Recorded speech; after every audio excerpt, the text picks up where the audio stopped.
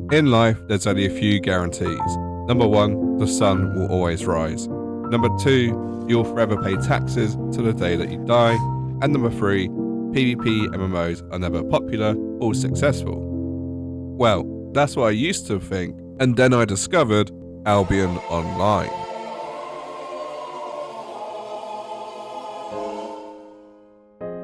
Albion Online is literally a phenomenon. A phenomenon? Phenomenon. In the MMO world. It is free to play, PvP centric, with an open world sandbox with full loot. Oh, and is available on PC and mobile devices. Surely no one is playing this. So in today's video, I want to take a deep dive into Albion and figure out why it's so popular. How hard is it to get started, and is it actually free to play? And most importantly, what makes the PvP in Albion oh so popular? I've never been much of a fighter. Apologies for what you're about to see.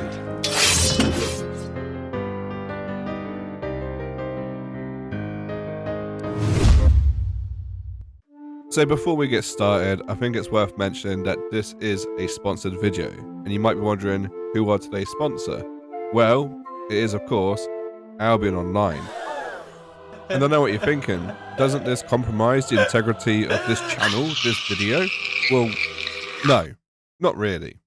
Sandbox Interactive, the devs behind Albion, have an update coming out on the 30th of June called the Abyssal Depths, which they really want me to mention. And they also want me to tell you about my referral code, which is in the description below. And if I don't, well, they're holding my family hostage and they won't pay me. That's a joke. I mean, they're obviously going to pay me, but my family is probably gone by now. But the point is, they're that confident in their product, they just want me to mention the update and just try the game out and do a video. So, here we go. So we start our journey in typical fashion with the character creator screen. Despite having a low poly charm about it, there's a ton of different ways you can customize your character, from your hair color, to even the shape of your body. And I figure if I'm going to do PvP, I have to do it right. So I made a character to fool my enemies. I present to you PvE Care Bear. No one will suspect me of being a killer. You find yourself washed up on an island. It just so happens to be Tutorial Island. Honestly, what are the odds? You're quickly taught the basics: cut wood, pick some flowers, smash some rocks, you know, the usual MMO sort of stuff. And you do all of this whilst wondering if you can change the camera angle, and the simple answer is no. No, you can't. You have to live with this angle and only this angle. It didn't take me too long to get used to the simple game design, and after a while I was sent off to a new island, Albion. That's actually not true. The world is called Albion. You are sent to the Royal Continent, which is one of 2 main islands. But even though you have left Tutorial Island, you do have a sort of starter zone. These are known as the blue zones, where there's no PvP whatsoever unless you duel someone. You are quickly taught some other basic functions such as dungeons, your skill tree, and picking a weapon to use. It has the usual synergy of light, medium, and heavy armor. And your boots, chest, and head all have a different skill that you can select and potentially put on your skill bar. I spent the next hour or 2 just exploring the zone and trying to figure out what I wanted to do. And would you believe it, one of the mobs dropped their crossbow. So I guess I became a crossbow main?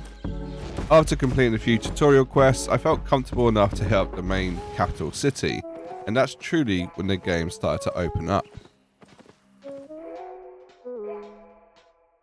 As much as it would be great to jump straight into PvP, I was still quite low level and I had some basic gear. So I wasn't about to go into the open world and try and 1vx anyone. Instead, I'll go into the brutal open world and try and PvE. Now, it's not as bad as it sounds because the main zone outside of the capital city was a yellow zone. Now, yellow zones do have open world PvP enabled and you can attack anyone. However, most of the PvP in this zone is mainly limited to people doing faction wars, which I'll cover off a bit later. But generally speaking, there's no random gankings or you being zerged down. It's just a very chilled area. And even when you die out here, you just fall over and get back up again. so it's not a harsh PvP environment. But one of the truly surprising things was just how social people were in the yellow zone. I bumped into a few players who were clearly just as new to the game as me and asked if they wanted to group, and 9 out of 10 times they said yes. Maybe it was down to my creative name, which made people want to group with me, or maybe it's because it's mutually beneficial.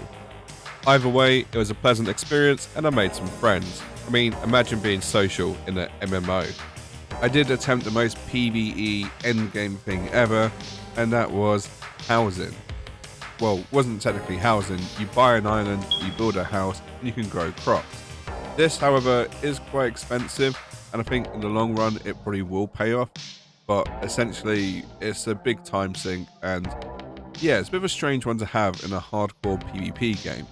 I did like it though. I see its benefit, and I actually think it has a lot of potential, and I wish other games had similar features. I also did the other endgame PvE feature, and that was fashion. I managed to score some Twitch drops which gave me some crates which actually had some wardrobe pieces in there, and I got lucky because I think I looked pretty good. Which brings us onto our next subject, which is monetization. Being a free-to-play game, it could go many directions, but to be honest, they've kept it quite fair. They have a premium subscription which gives you multiple benefits. This includes additional experience, more learning points, and of course the ability to buy a player island. It costs roughly $15 for 30-day access to premium, which in this day and age is pretty much on par with other MMORPGs. However, the big difference is, with Albion, you can use in-game currency to buy premium membership. And that's down to the fact that they have two different currencies, which is gold and silver. Silver is the standard currency which you can earn by playing the game and by killing mobs and carrying out certain tasks, and gold is purchased from the Albion store and can be traded in for silver and also vanity items. It's worth noting as well, the exchange rate for silver to gold is actually set by the player base. Players can create their own buy and sell orders, which means the currency can fluctuate in value throughout the month. And that's another unique feature about Albion Online. Every item in game has been crafted by another player. Honestly, the economy in this game is truly something worth studying. They even have player-owned crafting stations where players can actually gain revenue from taxing other players for using them. Each capital city also has a bonus when it comes to refining items, which means it encourages you to travel from town to town to try and get the best deal. You need a degree in economics to even start to understand the complexity of the Albion player economy and just how well created it actually is. Even a new player like myself was able to sell items and make a handsome profit. I'd actually made enough money to start getting decent gear, and I was ready to take on the world of PvP.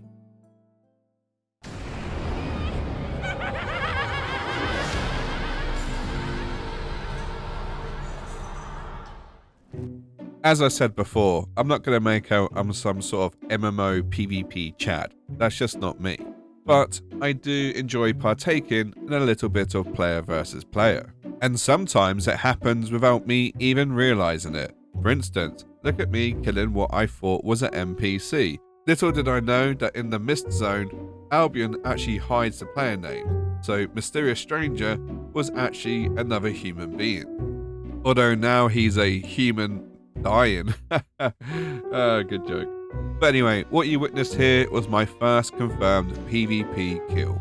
And I didn't even have endgame armor on. And most importantly, I didn't even have an offhand weapon because I'm a noob and I didn't realize you could do this. You idiot. You're honestly an idiot. I don't know what's wrong with you. What I'm trying to convey to you is just how accessible the PvP is in Albion. And I did my best to try every part of it. Well, most of it. And here is my unfiltered opinion on PvP in Albion. One of my favourite types of PvP was the faction warfare. It's an easy way to jump into PvP, and you can even do it in the yellow zone so you don't lose your gear. There are 6 factions to choose from, each one associated to a capital city. But what I enjoyed the most about it is that it was very social and slightly zergy, which for a new player is actually a good thing. And I did it quite early on, so as you can tell, I'm quite bad at it. But lucky for me, I had a pocket healer at my side, simply because they too chose the same capital city. I'm sorry, alright, I'm really sorry. Catch him! Catch him, Derry! Derry, catch him! I felt sorry for the healer because little did they know I was still a noob and had trash gear compared to this Chad of a player. Derry, will you catch him? But me and the healer was on the same wavelength and ran for our lives.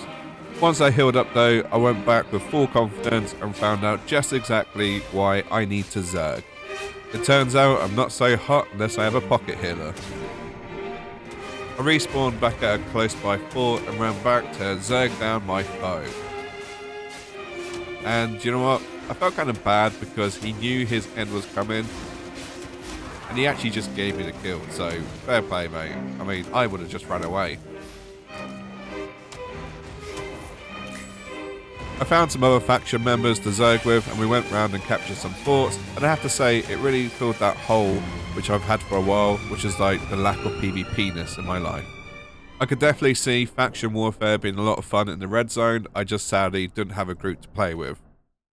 I think Battlegrounds in general is labelled as a sweaty form of PvP in any MMO. So going into it, I was expecting the worst, but actually I was pleasantly surprised.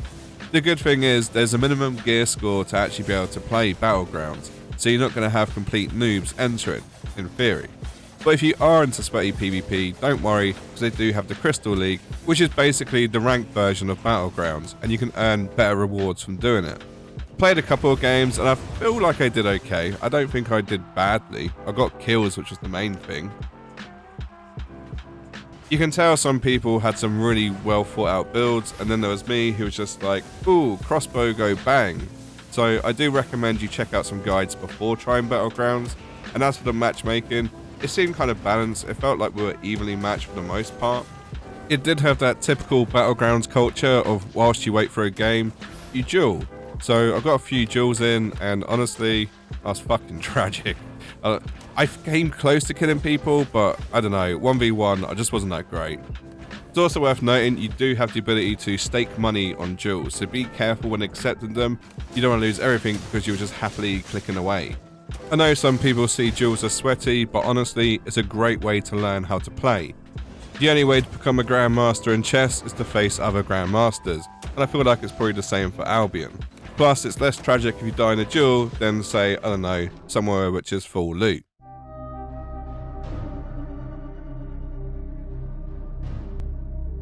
Now, black regions are full loot, PvP, and a lot more hardcore than the other zones. And they can only be found in the second island, the Outlands. But listen, I came here to try PvP, so that's exactly what I done. Although I did miss the first 5 minutes of this footage, I don't know where it went, but essentially I managed to pick up a quest in this zone and I had to deliver this box whilst I couldn't get on my mount. So I was basically a walk-in noob target.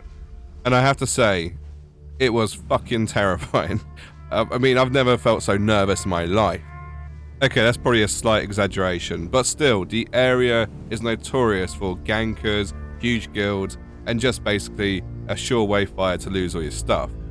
But it was definitely fun. I did somehow manage to secure the package, and by doing so, I got a reward. Which is great, apart from the fact that I still had to get back to town. So I got on my mount, and I got the fuck out of Dodge. I like the idea of a full loot zone, especially a hardcore one, but I'll be honest with you, it's not a place for solo players, and especially not new players. Unless you're in a guild or something, I wouldn't suggest it. Either way though, it was nice to have a preview of what endgame looks like, and it's scary. I might regret saying this, but if this video gets 2,069 likes, I will do a second playthrough, but only in the black region.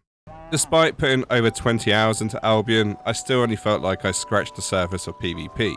And on the 30th of June, there's going to be even more content added, and this comes in the form of a new PvP mode. I present to you the Depths, a brand new PvP mode designed for small groups of 2 or 3 and deliver fast-paced, high-risk encounters with both monsters and other players. Once inside, players are sealed in for an undisclosed time. As you defeat enemies, you can earn buffs, collect souls, and make strategic choices, descend further for great rewards, or escape safely when the exit opens. Each layer offers a new challenge, with the final level culminating in a fierce PvP contest over a locked treasure chest. but will you make it out before the dungeon collapses? The new update will also include a new player experience, new crystal weapons, and quality of life improvement.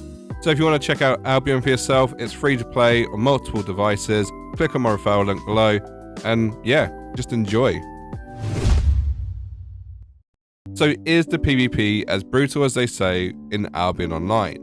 I think certain areas are probably more brutal than others, but to be honest, I found it more fun and refreshing than I did scary and depressing. Given the current state of the MMO market, I'm glad to see a PvP one thriving, and even better, it was a Kickstarter. So it just goes to show, number one, PvP MMOs can work. Number two, there is at least one successful Kickstarter MMO. I also feel like naming it just a PvP MMO is a bit unfair, because there's a lot more to the game than just, ooh, PvP, ooga booga. You can literally just main this game and play the economy and do nothing else. But overall, I'd say it's a thriving social MMO with lots of PvP, lots of PvE, and a lot more updates coming. Hint hint, the 30th. But anyway, that's the end of the video. I'd love to hear your guys' thoughts on Albion Online. Are you a pro player, or are you someone who's looking to get into it? Let me know in the comments below. And as always, if you want to see more of my content, please subscribe. I've been sawmanUK, and hopefully I'll catch you in the next one. Bye bye for now.